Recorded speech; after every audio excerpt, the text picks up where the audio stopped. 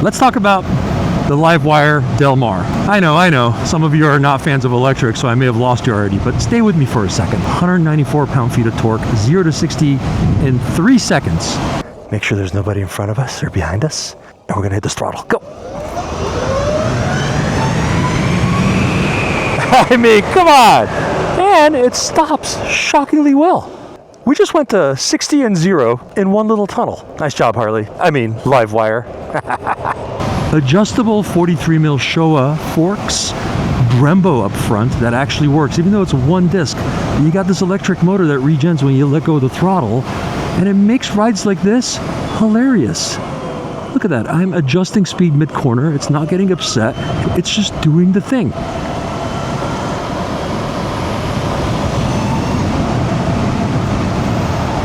So who is this for?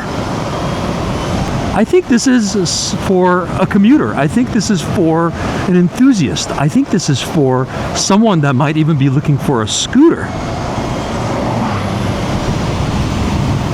Someone that wants easy and sort of seamless. And it does all those things. And at 12 grand, it's a heck of a machine to commute on and to giggle on. The Livewire has managed to make an electric motorcycle that has all the efficiency and quiet that you want out of an EV, such as the one in front of us, and yet somehow it still has heart and soul. Harley Davidson is in this thing's veins, and clearly it shows by its style and its ability to stir you up a little bit. I present to you the Livewire Del Mar.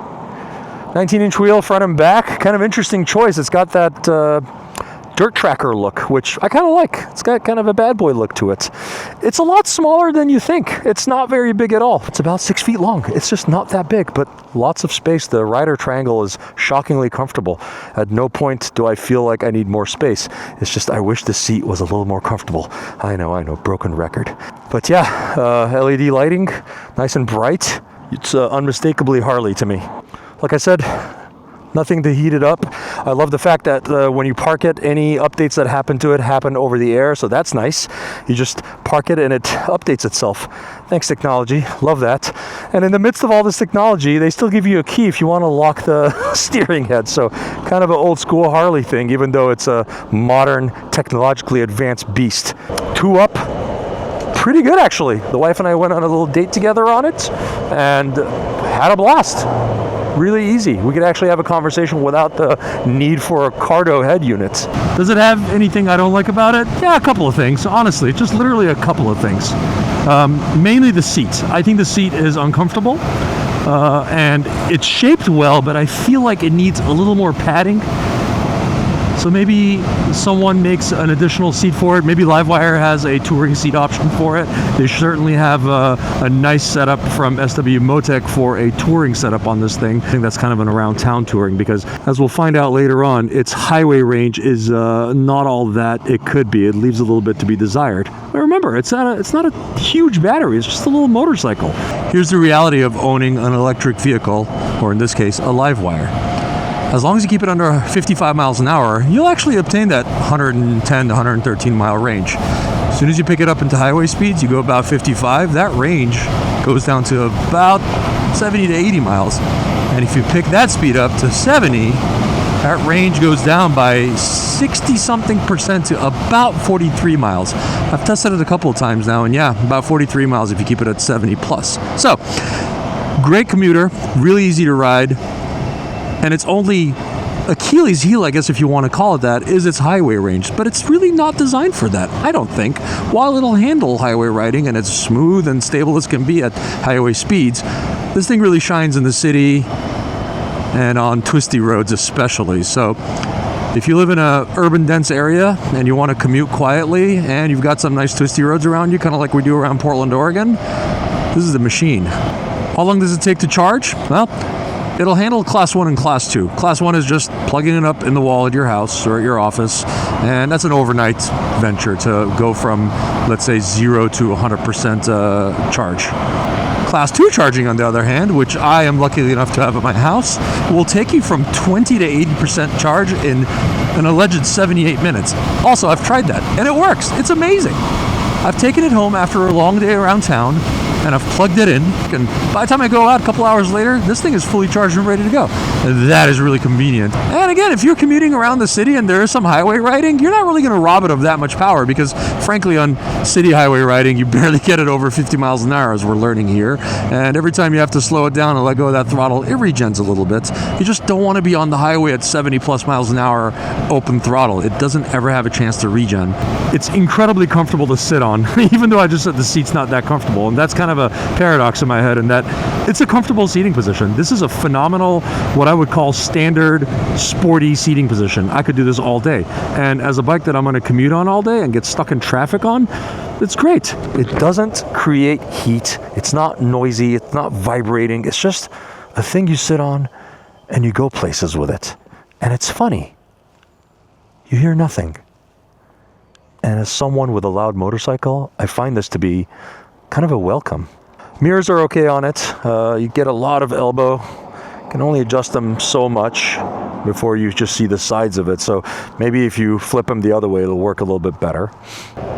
I've spent about a week with this thing, and I've slowly but surely fallen in love with it. The idea that you can have a motorcycle that is kind of a perfect commuter has always sort of been a thing I've been after. I love the idea of a high-speed machine. We all do. That's why we get into motorcycling. We like the noise. We like the sense of freedom. We love the idea that you can have as much or as little of the drama as you want at your fingertips. And Harley, being Harley, said, hey, we are ubiquitous with motorcycling. So, why not have something like this? I mean, this is what I imagine they were saying to each other. Let's have a unit that appeals to everyone, especially a younger crowd that tends to be more sympathetic to our environment and noise pollution and things like that. And comes along the Livewire. We kind of watched the project Livewire from the very beginning to this stage, and it was always a work in progress, and it always felt like it came slightly short.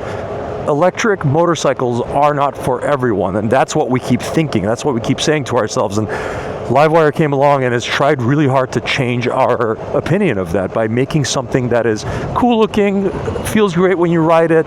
You can ride it around town, you can ride it at your favorite twisties and really have a blast with it. And the cost of ownership is just not that high. This thing reminds me of a scooter and a high-powered naked hyperbike had a baby, because it has all that power, yet it is one of the least stressful motorcycles I've ever ridden. It doesn't require much to ride. Anybody can ride it. Just get on it, hit the power switch and twist the throttle, and off it goes. It is amazing. It is super duper fun. And if I was going to choose between this and a 300cc scooter of any brand, I'd have to think really hard about it. I love both equally. It's just that this gives me the hooligan vibes of a street bike, and I really, really like that about it. At 12 grand, and actually if you are lucky enough to find a 2024 or 2025 model, I've seen those things go brand new for under 10 grand, and that is definitely encroaching on certain Italian brands' 310cc scooter pricing, so pretty great option if you ask me. Oh boy, we have a little Mexican standoff at the stop sign. So at that price, is it the only bike you're going to get? No, not really. I mean, if you're around town, yeah, it's actually fine. I will take that back. At that price, it can be the perfect around town and fun, twisty road commuter. It's just that some of us like to go longer distances, and this really is not the machine for it. Now, I bet I could go along the West Coast on the nice Pacific Highway route where the speed limit never really goes over 55, and if it does, it's just for short jaunts. And I bet I could find some Class 2 charges along the way. So it probably is doable, but the thing of it is you have to keep saying things like that. I think probably, because even though my Street Fighter gets way worse gas mileage than this thing, I can just pull over at any gas station anywhere, spend about 30 seconds and fill that tank up. This, with a Class 2, still takes 78 minutes to go from 20 to 80% power, which is more than enough for around town. So if you have that option at your home, at your work, wherever, it's great for that. And that's its strength. So I don't think the person who's looking for a long distance touring machine is looking at this thing. Harley has other machines for that if you want to stay with that, whether you're looking at a Pan America or a Road Glide or a Road King or anything like that. It's got multiple riding modes. You press this little mode button here. You got sport, you have rain, you have eco, and you have road. Word to the wise, if you're gonna go from eco to road, it'll suddenly have a surge of power. So I would highly recommend get off the throttle when you're doing that, because it'll double the power and it'll give you that sort of surge. So don't just willy-nilly press that button and not expect it to yank itself out of your hand, because it will, and it's funny about it. But around town, you know what? We're just gonna put it in road mode. This gentle beast.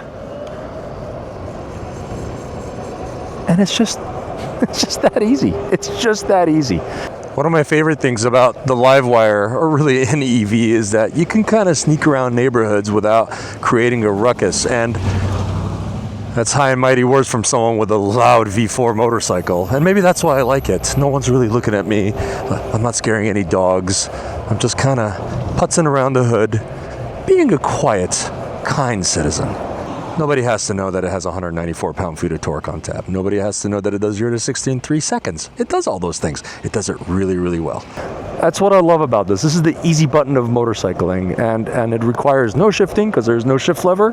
There's no clutch. It's one speed, and anyone can throw a leg over it and go and explore their city, their town. If you're in California, it's nice and narrow and small, so it's very, very easy to lane split on, and it's just good. If this has a way of going from nighttime to daytime, it'd be a lot better, because it's hard to see if there's any glare on there. What else? Gosh, I can't think of any other negative things to say about it. And that's a great thing to say about something like this. You just pick it up, you live with it, you have fun with it, and enjoy the low-cost ownership of an electric vehicle in the form of, who'd have thunk it, a Harley Davidson. I mean, a Livewire.